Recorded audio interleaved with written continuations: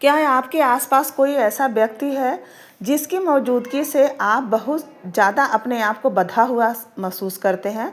कोई काम आप स्वतंत्रतापूर्वक नहीं कर सकते? आपको लगता है कि अगर मैं यह काम करूँगा तो मेरे घर का माहौल ख़राब हो जाएगा? तो यह वीडियो आपके काम की है। आज मैं इस वीडियो में बताऊँगी कि ऐसा क्यों होता है आपके साथ। ऐसा दरअसल इसलिए होता है कि आपके आसपास कोई ऐसा व्यक्ति मौजूद है जिसके अंदर नार्सिसिस्टिक पर्सनालिटी डिसऑर्डर है। यानी कि जो नार्सिसिस्ट होते हैं उनके अंदर दूसरों को कंट्रोल करने की क्षमता होती है। वो चाहते हैं कि जो भी घर के अंदर जो भी काम हो, घर में जितने भी लोग रहते हैं सब मेरे अनुसार चले, जो मैं कहूँ वही काम वह करे। तो इस वजह से जब नार्सिसिस्ट घर में मौजूद होते हैं, जो नार्सिसिस्टिक पर्सनालिटी से ग्रसित लोग होते हैं, जिनके अंदर यह पर्सनालिटी पाई जाती है, वो व्यक्ति यदि आसपास हैं आपके तो आप अपने आप को बँधा हुआ सा महसूस करेंगे। यानी आप कोई भी चीज़ स्वतंत्र होकर खुश होकर के काम नहीं कर सकते। इसका मतलब ये होता है कि जैसे एक कठपुतली किसी के इशारे पे नाचता है, उसी तरह से इंसान भी वैसा ही हो जाता है नार्सिसिस्ट के साथ रहते रहते। क्योंकि नार्सिसिस्ट कब गुस्सा हो जाएंगे ये उनका कोई भरोसा नहीं होता। वो अपने गुस्से से सबको नियंत्रित करना चाहते हैं। वह चाहते हैं कि घर में जो भी काम हो वह उन्हीं की इच्छा अनुसार हो, जैसा वह कहें वैसा करें। जैसा वो बोलें कि आप उठिए तो उठिए, आप वो बोलें आप बैठिए तो आप बैठिए। कहने का मतलब कि सब कुछ उनके अनुसार होना चाहिए। यदि उनके अनुसार कोई काम नहीं होता है तो नार्सिसिस्ट व्यक्ति गुस्सा हो जाते हैं। इस तरीके से घर का वातावरण माहौल बोझिल हो जाता है।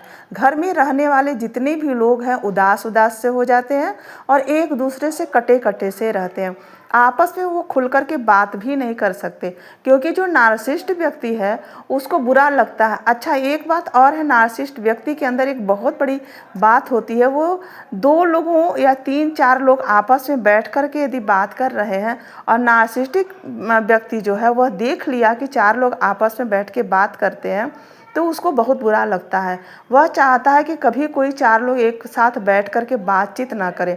क्यों करता है? वह इसलिए करता है कि उसके मन में हमेशा एक डर रहता है कि मैं लोगों को कंट्रोल करता हूँ तो लोग मेरे विषय में बुरा सोचते हैं। तो उसको लगता है कि यह घर के जो चार पांच लोग आपस में इकट्ठा होकर बात कर रहे हैं तो वो मेरे ही विषय में बात कर रहे हैं। इसी वजह से वह चाहता है कि जो घर के प्राणी हैं, घर के लोग हैं, वह आपस में एक साथ न रहे, एकजुट होकर न रहे, एक साथ बैठकर बात न करें। क्योंकि उसको लगता है कि अगर वह लोग एक साथ बात कर रहे हैं तो मेरे विषय में ही बातें वहाँ पर हो रही हैं। इसी वजह से वो नहीं चाहता है कि सब लोग एकजुट होकर के रहें। वो चाहता है कि सब इंसान अलग अलग रहें। यही वजह है कि जब नार्सिसिस्ट व्यक्ति आपके आसपास मौजूद होता है तो आप अपने आप को बँधा हुआ महसूस करते हैं और अपने अंदर घबराहट और बेचैनी महसूस करते हैं। यहाँ तक कि ऐसा भी होता है कि जो नार्सिसिस्टिक व्यक्ति को लोग देख लेते हैं, यदि वह घर से कहीं बाहर गया है और घर के अंदर आ जाता है, लोग उसको देखते ही तितर-बितर हो जाते हैं। लोग उसको देख करके ही हट जाते हैं, एक दूसरे से बात करना बंद कर देते हैं, क्योंकि सब डरते हैं कि अगर नार्सिसिस्ट व्यक्ति ने देख लिया आपस में बात करते हुए तो हर एक व्यक्ति से नाराज हो जाएगा। और जब नाराज हो जाएगा तो वो पनिश भी करता है। पनिश कैसे करता है? वो छोटी छोटी बातों पे टोकता है, वो झगड़ा करता है, लड़ाई करता है और एक दूसरे को नीचा दिखाने की कोशिश करता है। जो नार्सिसिस्ट व्यक्ति होते हैं दूसरों को सता करके, दूसरों को नीचा दिखा करके, दूसरों का मजाक उड़ा करके, दूसरों का हंसी उड़ा करके वो अपने आप को गौरवान्वित महसूस करते हैं। उनको लगता है कि मैं ही सबसे अच्छा हूँ, बाकी मेरे आसपास जितने भी लोग हैं वह अच्छा काम नहीं कर रहे हैं। जो अच्छा काम करता हूँ मैं ही करता हूँ, इसलिए मैं जो कहूँ वैसा ही आप करिए। जिस तरीके से मैं रखूँ उसी तरह से आप लोग मेरे साथ रहिए। नार्सिसिस्ट व्यक्ति चाहता है कि सभी लोग उसी के ऊपर डिपेंड रहें, सब लोग उसके इच्छा अनुसार काम करें। किसी की अपनी कोई मर्जी नहीं चलने देता है और किसी को अपने हिसाब से जीने नहीं देता है।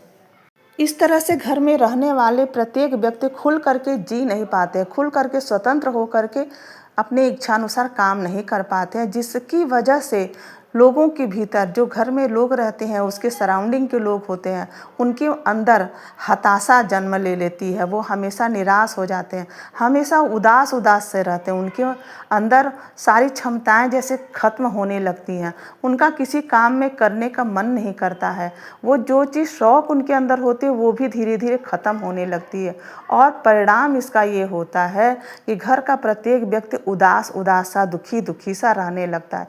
ये सब सिर्फ उसी नार्सिसिस्टिक पर्सनालिटी, उस नार्सिसिस्ट व्यक्ति की वजह से होता है, क्योंकि उसका खौफ होता है घर के अंदर।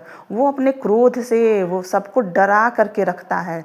वो इस तरीके का माहौल बना करके रखता है कि घर में सब लोग डरे डरे सहमे सहमे से होते हैं।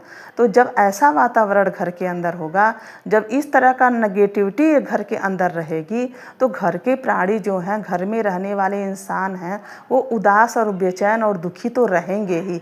तो नार्सिसिस्ट व्यक्ति जो होता है, जिस भी घर में अगर इस तरह का माहौल है, उदासी वाला माहौल है, बेचैन घबराहट है, उसके घर में कोई अन्य परेशानी नहीं है, जैसे कोई भी किसी को शारीरिक कष्ट नहीं है या आर्थिक कष्ट नहीं है, सब कुछ सामान्य है, सब कुछ बढ़िया है, लेकिन उसके बावजूद भी घर के अंदर अगर उदासी है, बेचैनी है, घबराहट है, नेगेटिविटी है, ये सब चीज़ें हैं, तो इसका मतलब घर के अंदर ज़रूर कोई न कोई ऐसा व्यक्ति है जो सबके ऊपर कंट्रोल रखना चाहता है, और उसी के वजह से घर के अंदर का माहौल ख़राब हो रहा है और घर में जितने भी लोग रह रहे हैं सब दुखी और परेशान हैं।